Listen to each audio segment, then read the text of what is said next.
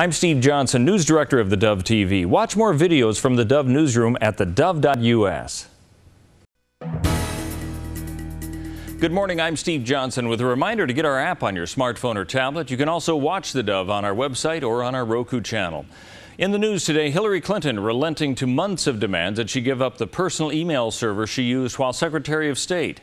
The Democratic presidential candidate now directing that the server be given to the Justice Department. Clinton had to, at this point, refused demands from Republican critics to turn over the server to a third party. And with a Clinton attorney telling the House committee investigating the 2012 attack in Benghazi, Libya, that there's no basis to support the proposed third-party review of that server. Donald Trump has held his first campaign appearance and news conference since last week's GOP presidential debate. In Michigan for a campaign speech, Trump says he'll lay out specific policy plans, but not yet. Trump told the audience of what he described as a horrendous nuclear plan the president has proposed with Iran. He says it will only lead to more nukes in the Middle East. It's going to lead to nuclear proliferation. You're going to have countries that weren't even thinking in terms of nuclear are going to go nuclear. You're going to have money thrown around, and they have plenty of money in plenty of these countries, believe me, big money. You're going to have nukes all over the place where you never thought. Trump also criticized China's currency devaluation and knocked Ford Motor Company's planned investment in Mexico. Trump also got in a jab at a rival, saying Jeb Bush lacks energy. Republican presidential candidate Jeb Bush has used an appearance at the Ronald Reagan Presidential Library in Simi Valley, California, to call for more U.S. involvement in the Middle East.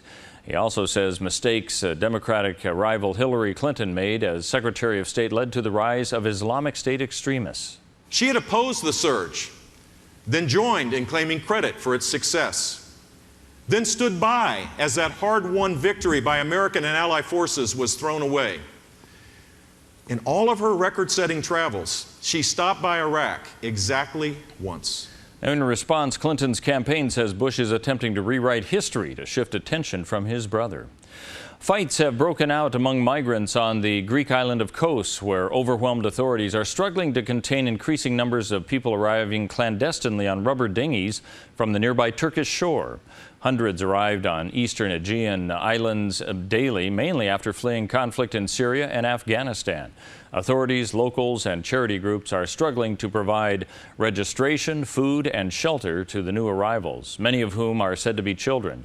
An attempt to have them relocated to a stadium for registration degenerated Tuesday in fights among some of the roughly 1,500 people gathered in the stadium.